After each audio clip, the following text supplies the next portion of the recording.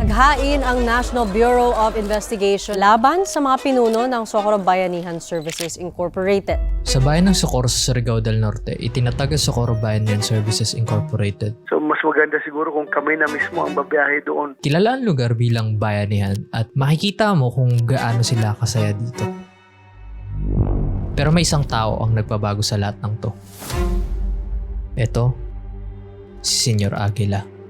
This is a harrowing story of sexual violence by a cult in the municipality of Socorro. Mula sa simpleng kasayahan at samahan patungo sa isang kontrobersyal na kulto.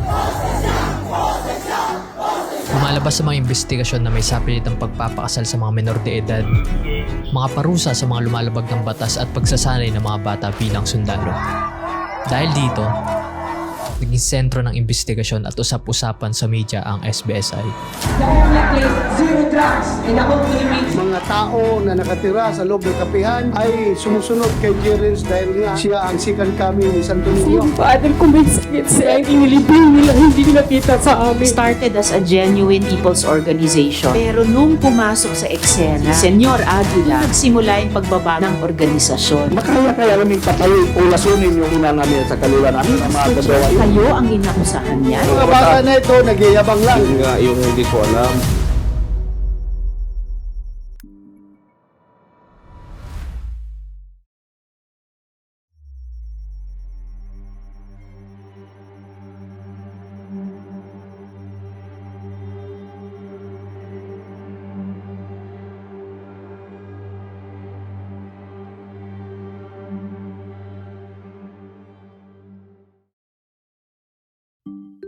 Sa taong 1970 sa lugar ng Socorro sa Surigao del Norte, may dalawang mag-asawa ang nagnais magtayo ng isang komunidad.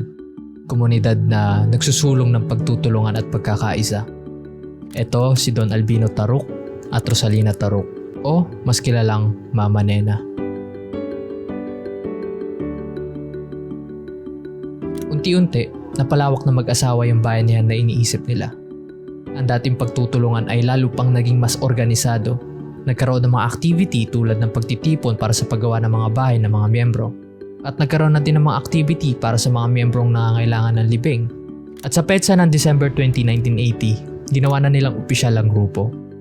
Sa araw na to, niregister na ni Don Albino at Mama Nena ang samahan nila bilang Socorro Bayanihan Services Incorporated o mas kilalang SBSI.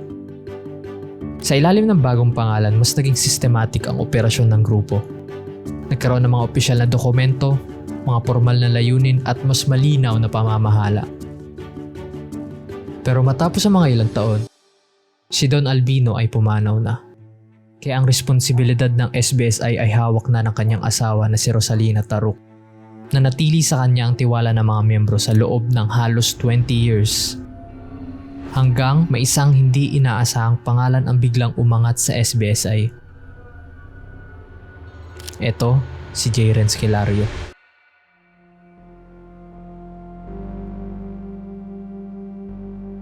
Years old pa lang si Jerens o mas kilalang Senyor Aguila.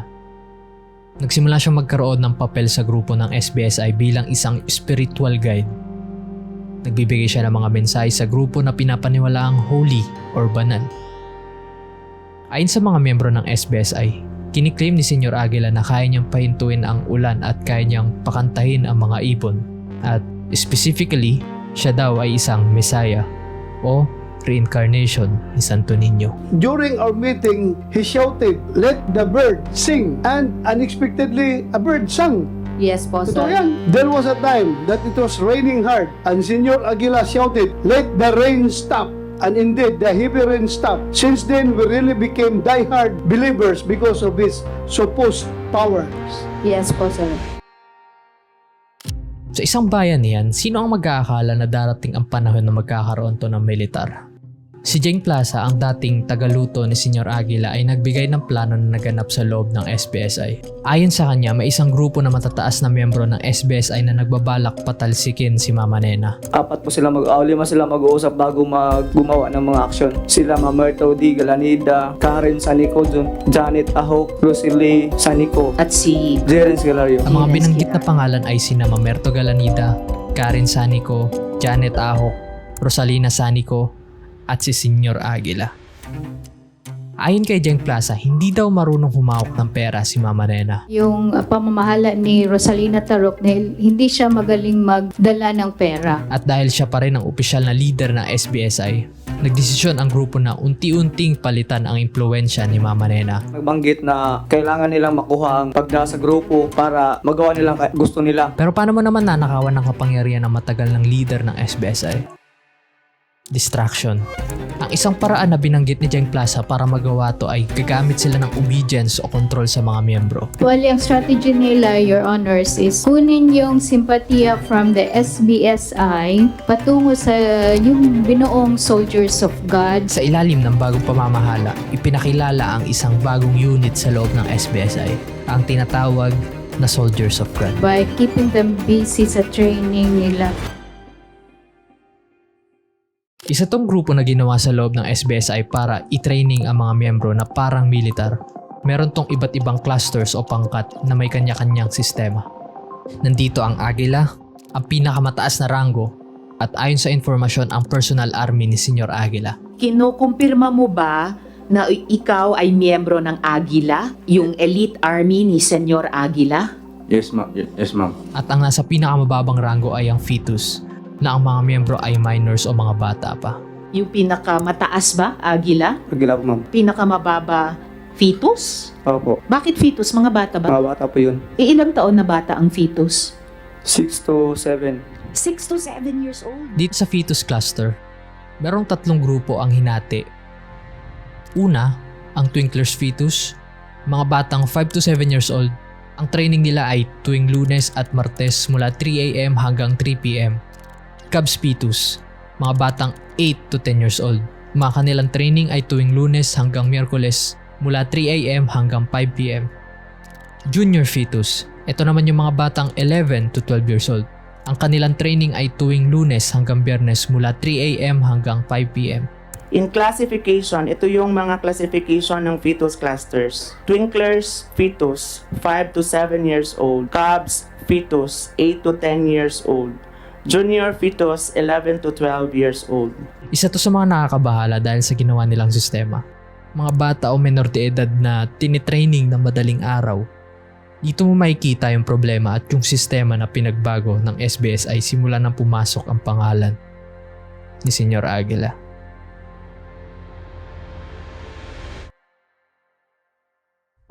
Noong July 27, 2021, pumanaw na si Rosalina Tarok. Sa kanyang pagkawala, isang malaking pagbabago ang naganap sa bayanihan. Si J. Renz Kilario o si Senyor Aguila ang naging bagong pangulo ng SBSI. Kasabay nito, si Mamerto Galanida bilang Vice Presidente. Ayon kay Senyor Aguila, siya ang bagong presidente o leader dahil sinabi ni Mama Nena na nakikita niya ang potensyal ni Senyor Aguila sa pagdala ng SBSI sa magandang kinabukasan. Pero ayon din kay Senyor Aguila, tumanggi siya nung una dahil 19 years old pa lang siya nun at iniisip niya na masyado pa siyang bata at wala pa siyang kaalaman sa paglilid ng grupo. Sinabi ng aking lola na gusto daw niyang papalit sa kanya ay si J. Renz Kilario. Pero dahil biglaan at hindi inaasahan ang pagkamatay ni Mama Nena, para sa respeto niya, wala na siyang nagawa kundi tanggapin ang responsibilidad na gustong iwan sa kanya. Kung hindi lang yung aming presidente na si Rosalina Tarok, hindi ako tatanggap. Dahil sa respeto nila kay Rosalina, yung mga tao, ikaw ang binoto, ikaw ang pinili dahil ikaw ang gusto ni Rosalina. Ganito rin yung kwento ni Mamerto Galanida.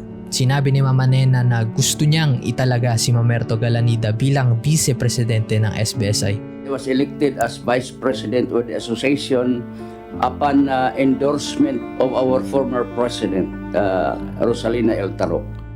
Pero may pangalawang kwento. Isang mas madilim na version ng pangyayari. Narinig ko, sir. Okay. Kaya nga, mahirap sa amin na aking kapatid, makaya naming patayin o lasunin yung ina namin at sa kalula namin. Sino namang hipokritong tao na makagawa yun? Kayo ang inakusahan niyan? Kami. Ayon sa mga speculation, may mystery sa biglang pagkamatay ni Mama Nena. Sabi daw nila may foul play, mayroon daw lason para mapunta daw yun ni Mamerto at saka yung si J. Renz yung presidency at saka vice president. Hindi yan totoo, sir. Ang sabi, may plano na talagang ginawa para makuha ni Senyor Aguila at Mamerto Galanida ang pinakamataas na posisyon ng SBSI. Si Mr. Florano ang unang nagbanggit ng mga salitang lason at foul play dito. Just for the record, Mr. Chair. 7 days after mamatay si Mama Nena, ang kanyang anak na si Dinea Florana ay bigla na ring pumanaw. Yung sa case po, sa tanong niyo po regarding po sa death po ng mama ko, it is a public knowledge po that my parents both has heart ailments po, Your Honor. Meron siyang enlargement of the heart as well as my mother. Nasa genetics po namin iyon. Ayon sa mga ulat, ang mga miyembro ng SBSI ay tinuturing si Senyor Aguila bilang isang divine figure. Ang mga binibitawan niyang salita ay hindi lang mga utos, kundi mga utos mula sa Diyos. Dinidescribe din siya ng mga members na mabait at nakikita nila na imposibleng gumawa siya ng masama. Hindi lang basta-basta pagsunod ang inaasahan sa mga miyembro. Pinipilit sila sumali sa mga ritual at mga activity ng grupo. At merong ulat na pinipilit ng grupo ang mga bata na magpakasal. 14 years old ka lang nung nagkaroon ka ng asawa. Oo. At ngayon ikaw ay 15 years old na. Oo. Ilang taon naman yung asawa mo? 18. Isa sa mga biktima na si Jane, hindi niya tulay na pangalan. Noong 15 years old pa lang siya, pinilit siya ni Senyor Aguila na ipakasal sa isang lalaki na hindi niya gusto. Ayon kay Jane, ang pagpapare sa kanila ay utos ng Diyos. At si Senyor Aguila mismo ang nagdesisyon kung sino ang kanyang mapapangasawa. Yung asawa mo ba ay nobyo mo muna? Hindi ko po siya kilala. Sino ang pumili ng asawa mo para sa'yo? Si Senyor Aguila. At hindi rin ligtas yung mga magulang sa impluensya ni Senyor Aguila. Sinasabihan sila na ang pagpapakasal ng mga anak nila ang daan para makapasok sa langit. Pumayag yung parents mo na ikasal ka. Yun daw ang laws to be able to go to heaven, Your Honor. Ayon din sa mga biktima, kapag kinasal ka na, kailangan mo maipagtat sa kung sino ang napangasawa mo kahit minor de edad ka pa lang. Kapag di mo ginawa, tatawagin ka nilang adyos. Adyos na parang isang uri ng krimen sa loob ng SBSI. Sinabi ni Senyor Aguila, authorized ang asawa mo i-rape ka? Kailangan ay among tulo ka adlaw di mi makuha nganlan mi ka Dios. Isa din sa mga kwento ng biktima na si Renz, di niya tunay na pangalan. Ikinuwento niya kung paano pinilit ang tatay niya magpaasal sa ibang babae sa loob ng SBSI kahit na ayaw ng nanay niya. Nandiyan ang tatay, dito may kapihan, kanto kay di mas ganas nanay o nandiyan ang tatay kay mabungkang mga pamilya. Hindi man yung ipatulog po to kay di man siya masugot o anong nandiyan sa tatay. Yung kuhan man sila, si Jared na nakuhan, nandiyan ka daw. Lumalabas din ang pangalan ni Janet Ahok bilang isa sa mga nagsusulong ng mga kasal. Si Janet Ahok at si Rosalina Ahok ang nagsasuggest kay Senyor Aguila kung sino ang ipapakasal. Yan si Janet Ahok at si Rosalie Ahok. Sisilik sila ng babae at lalaki at tapos agree din si Senyor. Ayon sa mga biktima, ang menor de edad na anak ni Janet Ahok ay kasal na at meron ng anak. At isa rin sa mga sinasabi niya sa mga batang ayaw magpakasal ay bakit ayaw niyong pumayag? Anak ko nga, kinasal. Yung anak ni Miss Janet, 12 po nung ikinasal. Sinabi daw ni Miss Janet sa ibang mga bata, bakit ayaw niyo pumayag? Anak ko nga, kinasal. Sa loob ng grupo, pag hindi ka sumunod sa mga patakaran, merong parusa. Kung hindi sila susunod, mayroon silang paddle, may ruleta, at restricted, Your Honor. Sa kwento ni Renz, kaya niya naisipan tumakas sa grupo dahil hindi sila pinapayagang mag-aral. Instead na gamitin niya ang oras sa school, ginagamit niya lang to sa military training. At ayon sa bata, siya ay 12 years old na pero hindi pa rin siya marunong magbasa at magsulat. Renz, bakit ka ba tumakas sa kapihan? Kay wala may eskwela na. Karon bisag 12 yung edad, di pagyabog ko ibubusuhan. Sa mismong bayan ng Socorro, malaki ang naging epekto ng hindi pagpasok ng mga bata sa eskwelahan. Ayon kay Mayor Riza Rafoncel at sa DepEd, Noong 2019, mahigit 800 na estudyante ang biglang huminto sa pag-aaral. Ito rin yung panahon kung saan mas naging active ang SBSI sa pagre-recruit ng mga members at pagpapatupad ng military-style training. 800 plus learners have dropped out schools due to their massive exodus in Sitio Kapihan. There are also teachers who have awoled, no? Sa pagitan din ng 2019 at 2020, 10 mga police officer ang nalaman na nag-awol o absent without official leave. Ayon sa ulat, sila ay tumigil na magtrabaho para sumama at tumira sa bundok ng Kapihan. At halos sa kanila ay naging miyembro ng Aguila Clusters at sila ang gumagawa ng mga parusa na binibigay ni Senyor Aguila. Some members of our organization in Philippine National Police had gone AWOL or absent without official leave. Isa sa mga lumalabas na kwento ay mula ulit kay alias Jane. Ayon sa testimonya ni Jane, siya ay pinalo gamit ng paddle ng isang dating police officer na si Sergio Cubillan. Si Sergio Cubillan na isa sa mga nag-awol and then pagkatapos dinismiss, siya po yung kinonfirm na nag-paddle kay alias Jane. Hindi po yan totoo, ma'am. Hindi nyo po pinaddle si Jane? Hindi po, ma'am. O kaya naman ang storya ni Mang Pedrito, kung saan sinabi niya na tinorture siya ng isa sa mga dating police na si Winifredo Buntad. Pag umangkon sa message, pag abrik doon sa Noy, bakod kay taguan ko ka Senyor Aguila. Bakod kay taguan ka, tanda dyan mo ko ta. Kanalo, Senyor Aguila ni mo. Sus, paglagwa na ho, ma'am, kayo may abrik na itong abrik spirtadyo. Bang! Pinaputukan ka? Salba. Sino nagsalba? Si Pinoy Buntad. Hapa! Ingon, pag hapa na ho, pirtahan sa kwarto, yung kita na pirtahan ka na. Like po, bang! Siya pa rin? Siya gyapon. Anong ginamit niyang armas? Maliit o mahaba? Taas. Yung sinabi mo na hinuli ka ng mga agila led by Winifredo Butad. Ngayon sabi mo pinaputukan ka, nag-warning shot siya, pinadapa ka, tapos sabi mo pa sinunto ka sa gilid. Ngayon, kinumpronta namin si Winifredo Butad dito. Ang sabi niya, hindi daw yan nangyari at hindi daw yan totoo at hindi kanya kilala. I-focus mo ang kamera. Si Ja. Si Ja. You are positively identified. Winifredo Buntad. Sure si Ja. Ha? Sure ka? Sure ka? Sure lagi. Oh, sure lagi. Your Honor, paninira lang po yan, Your Honor. Paninira lang yan po, Your Honor. Hindi ko po yan kilala, Your Honor.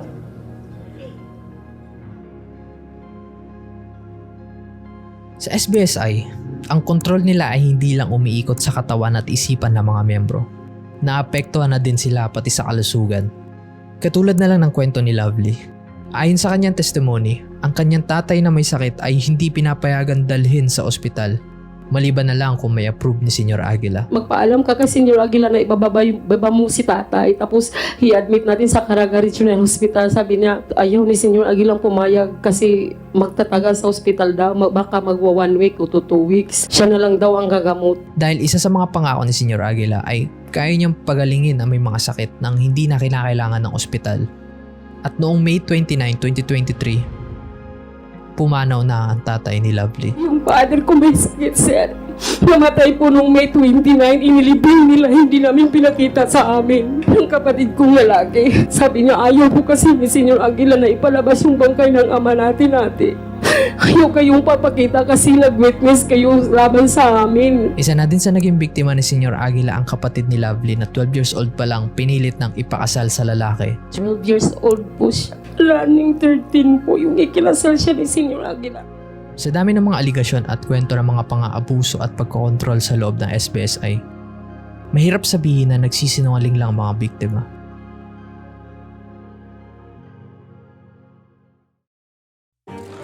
Sa buong Senate hearing na ginanap noong September 23, 2023, lahat ng allegation na binabato kay Senyor Aguila at sa SBSI ay laging tinatanggi at laging dinedepensa na lahat ng yun ay hindi totoo. Hindi po yan totoo, sir. Hindi po yan totoo, Your Honor. Isa sa mga tanong ni Senator Bato de la Rosa ay, kung hindi lahat totoo ang mga binibintang, bakit naman magsisinungaling ang mga bata? Ano naman ang dahilan ng mga bata na magsinungaling? Please enlighten us. Bakit yung mga bata na yun magsinungaling? Si Mayor Risa Raponcel kasama si Edelito Sangco, meron silang binuong grupo laban sa SBSI. Tinatawag nila tong Socorro Task Force Kapihan. Ang goal ng grupo ay mailigtas sa mga biktima sa loob ng kapihan na nasa kontrol ni Senyor Aguila.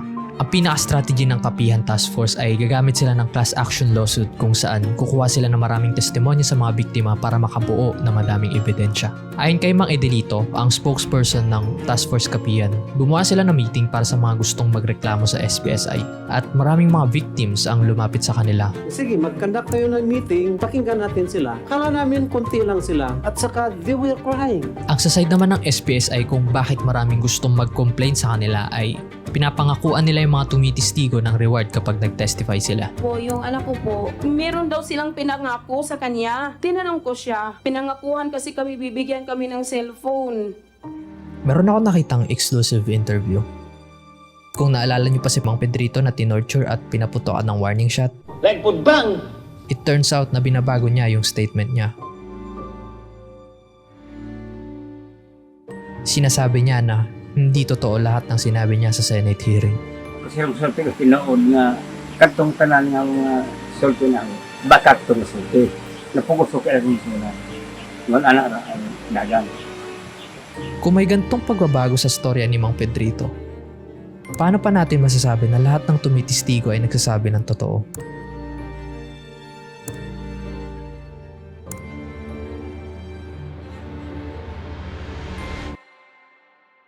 May mga teorya na nagsasabi na si Senyor Aguila mismo ay biktima ng mas malalakas na tao sa loob ng SBSI. Ayon sa ilang mga ulat, hindi si Senyor Aguila ang tunay na nagpapasya para sa grupo. Si Senyor Aguila ay isang puppet lang na sinusunod ang mga utos ng mga nakapaligid sa kanya. Makikita mo sa mga actions ni Senyor Aguila na wala siyang confidence kung paano siya magsalita. You are 20, ano ka? 22 years old. 20? 22 years old. 22 years old. Opo. At base sa mga sagot at body language ni Senyor Aguila, parang wala siyang alam sa nangyayari. Hindi po yan totoo, sir. Puro ka lang hindi totoo. Sigurado ka? Opo, opo. Isa sa ebidensya yung pagiging bata ni Senyor Aguila. Mahirap paniwalaan na siya lahat nag-isip at nagplano ng sistema sa loob ng kapihan. Ayon pa sa mga dating kaklase ni J. Renz o Senyor Aguila, di naman talaga religious si J. Renz nung nag-aaral pa siya. At hindi nila in-expect na magiging presidente siya ng isang bayanihan. Paano siya magiging reincarnation ng Diyos? Kasama ko siya nung bata pa. Lagi nga kaming pumupunta kahit saan, nangunguha ng bayabas, nangunguha ng kahit ano, yung mga pwedeng kainin namin dito. Kabatch ko lang siya, tapos bigla na lang siyang naging Diyos or harit sa bayanihan. Mga galawan niya na parang kontrolado lang naman talaga siya eh. At maraming beses din sa Senado na tinatanong siya ng diretso pero kadalasan laging malabo o lagi niyang pinapasa yung sagot kay Mamerto Galanida. Yung makasagot lang po yan ay si Board Mamerto Galanida. Si Board Mamerto na lang yung kung sasagot. Yung makasagot po ay si Atty. Ralna po. Your Honor, yung makasagot po ay si Board Mamerto. Lagi, kasi presidente ka presidente ka, tapos hindi ka makasagot sa mga tanong. Mamerto Galanida, please help your president. Sa kabila ng lahat ng depensa at mga paliwanag, noong 2023, inaresto si Senyor Aguila kasama ang 12 na iba pang suspect. Ang kanilang pakay, arestuin si J. Renz Kilario, ang leader ng Socorro Bayanihan Services Incorporated. Sinampahan sila ng 21 na kaso. Kasama na dito ang human trafficking at child abuse. Kasama rin inaresto ang 3 opisyal at siyam na member ng grupo. Kasunod ito ng pag-aain laban sa kanila ng mga kasong qualified trafficking in persons, facilitation of child. Ang kwento ng SBSI ay isang paalala na kapag ang kapangyarihan ay napunta sa maling mga kamay,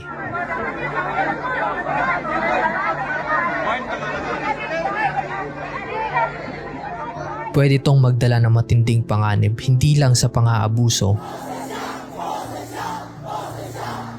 kundi na rin sa kaluluwa ng isang komunidad.